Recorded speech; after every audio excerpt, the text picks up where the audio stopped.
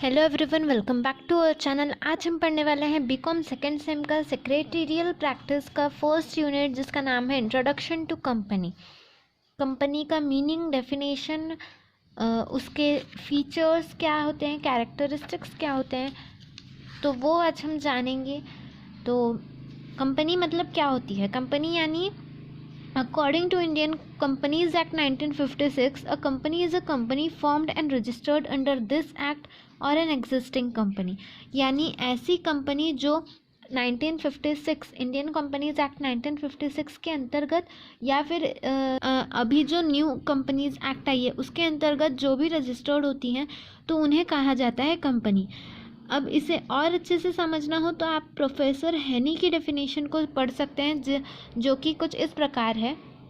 A company is an artificial person created by law having separate entity with a perpetual succession and a common seal.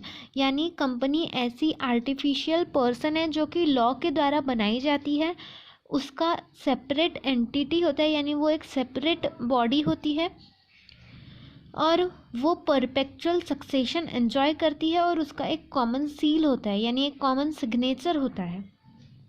ये इसी definition में हमारे सारे company के characteristics यानी कि फीचर मौजूद हैं। तो फर्स्ट है इनकॉर्पोरेटेड एसोसिएशन। इनकॉर्पोरेटेड यानी क्या? इनकॉर्पोरेटेड यानी रजिस्टर्ड। कंपनी एक रजिस्टर्ड एसोसिएशन है जिसमें मिनिमम नंबर जो होते हैं वो होते हैं पब्लिक कंपनी में 7 और प्राइवेट कंपनी में 2। फिर आता है आर्टिफिशियल पर्सन। कंपनी एक आर्टिफिशियल पर्सन है जो कि लॉ के द्वारा बनाई गई है, वो नेचुरल पर्सन नहीं है, वो हमारी तरह देख बोल नहीं सकती। जैसे हम देख सकते हैं, बोल सकते हैं, तो वैसे ही कंपनी एक नेचुरल पर्सन नहीं है जो बोल सकती है, देख सकती है। वो लॉ के द्वारा क्रिएट की जाती है और उसे बोला जाता है आर्टिफिशियल पर्सन। फिर आता है कि कंपनी होती है separate legal entity. Separate legal entity यानी क्या? तो उसका जो भी एग्जिस्टेंस है वो उसके मेंबर्स से अलग होता है। यानी बिजनेस का अगर कोई भी लॉस होता है, यानी बिजनेस का अगर कोई भी वो प्रॉपर्टी ओन करती है या फिर जो भी है वो बिजनेस खुद के नाम से ओन कर सकती है, बिजनेस खुद के नाम से रख सकती है, उसे मेंबर्स के नाम से नहीं बनाना पड़ेगा, नहीं खरीदना पड़ेगा। कोई भी अगर असेट्स खरीदने हो तो वो बिजनेस के नाम से खरीदे जा सकते हैं। मेंबर्स का उसमें कोई भी रोल नहीं होता है और मेंबर्स का उसमें उस असेट में फिर कोई भी रोल नहीं होता है। फिर आता है लिमिटेड लाइबिलिटी। कंपनी के जो लाइबिलिटी होती है वो लिमिटेड होती है।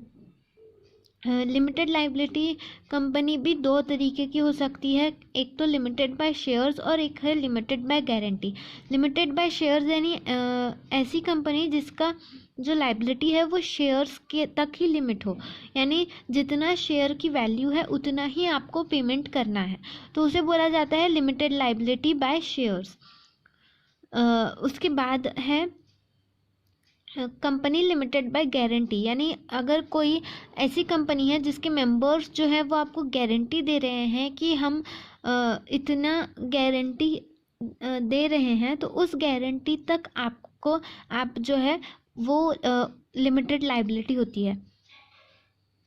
पर लिमिटेड बाय गारंटी वाली जो कंपनी होती है तो उनका जो भी हम अमाउंट रिसीव करते हैं तो वो होता है वाउंड अप के टाइम। बिजनेस का जब वाउंड अप होता है, बिजनेस जब वाउंड अप होता है तब हम उनसे मेंबर्स से जो है वो पैसे कलेक्ट कर सकते हैं। फिर आता है परपेचुअल एग्जिस्टेंस।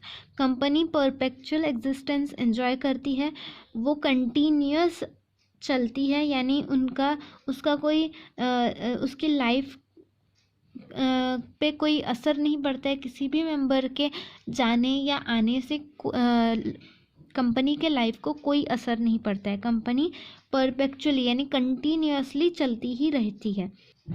तो ऐसा बोला जाता है कि कंपनी जो है वो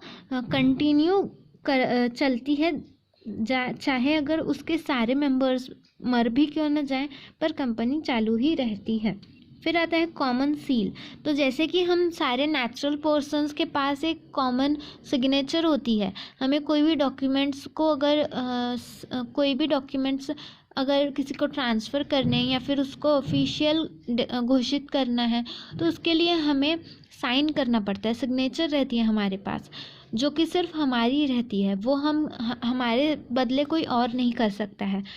तो जैसे हम सिग्नेचर कर देते हैं तो वो प्रूव हो जाता है कि हमने साइन कर चुके हैं, हम वो मान्य कर रहे हैं। तो वैसे ही कंपनी एक आर्टिफिशियल पर्सन है, उसके पास भी एक सिग्नेचर होनी चाहिए, उसकी एक पहचान होनी चाहिए।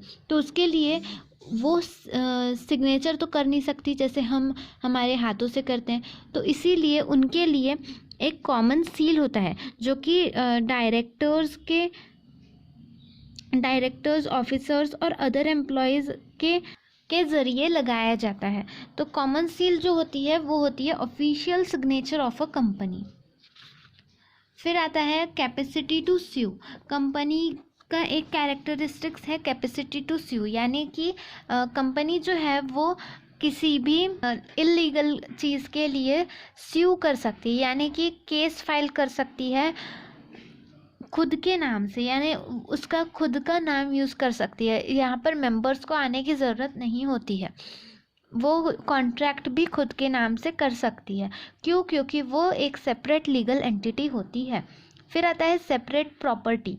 कंपनी के जितने भी प्रॉपर्टीज़ होते हैं तो वो सेपरेट होते हैं, यानी कि उसमें मेंबर्स का कोई भी रोल नहीं होता है।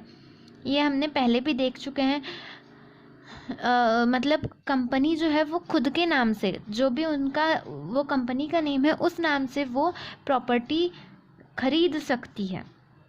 फिर आता है ट्रांसफरेबिलिटी ऑफ शेयर। कंपनीज का जो बिजनेस है वो मेंबर्स से अलग, तो इसीलिए यहाँ पर ट्रांसफ़र ऑफ शेयर्स इंक्लूड होता है। यानी अगर आप प्राइवेट कंपनी में हो तो ये आपको रेस्ट्रिक्ट तो ज़रूर करेंगे कि आप सिर्फ अपने फ्रेंड्स या फिर फैमिलीज़ तक ही आप अपने शेयर्स ट्रांसफ़र कर सकते हैं, बट आप ट्रांसफ़र तो कर सकते हैं। और पब्लिक कंपनी में आप चाहे किसी को भी ट्रांसफ़र कर सकते हो। तो ट्रांसफरेबिलिटी ऑफ शेयर्स भी एक बहुत इम्पॉर्टेंट पॉइंट है, इम्पॉर्टेंट कैरेक्टरिस्टिक्स है कंपनी के। तो ये अपने कैरेक्टरिस्टिक्स देखें और डेफिनेशन देखें। आप प्रोफेसर हैनी की डेफिनेशन को बाय हार्ट कर लिया तो आपको कैरेक्टरिस्टिक्स लर्न करने की ज़रूरत ही नहीं है। कैरेक्टरिस्टिक्स उसी में आपको मिल जाएंगे, पॉइंट्स आपको मिल जाएंगे, उसे आपको लिखना है और आपके एक्सप्लेनेशन दे देना है।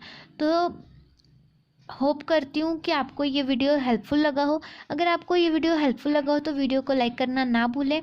ऐसे ही और वीडियोस देखने के लिए हमारे चैनल को ज़रूर सब्सक्राइब करें।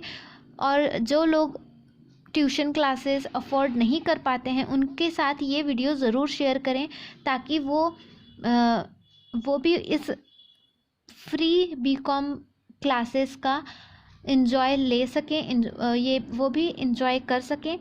Thank you so much.